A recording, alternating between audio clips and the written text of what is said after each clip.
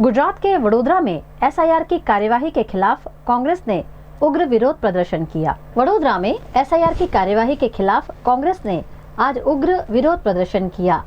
सयाजीराव नगर गृह से रैली निकालने का कार्यक्रम था, लेकिन रैली शुरू होने से पहले ही पुलिस और कार्यकर्ताओं के बीच घर्षण हो गया।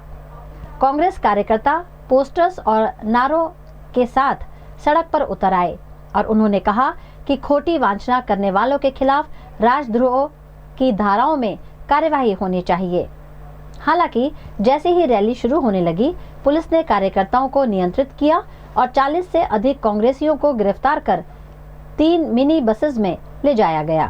ફોર્મ 7 નામે ખોટા વાંધા લેનારાની સામે ફોજદારી ગુનો દાખલ થાય એ માંગણી સાથે કોંગ્રેસ પાર્ટી રેલી સ્વરૂપે કલેક્ટર સાહેબનો જવાબ લેવા જઈ રહી છે।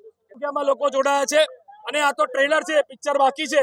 આવનારા દિવસોમાં 50,000 લોકોને ભેગા કરીને પણ અમે આ રોડ રસ્તા પર આંદોલન કરીશું જો કલેક્ટર અમને સંતોષકારક જવાબ નહીં આપે તો।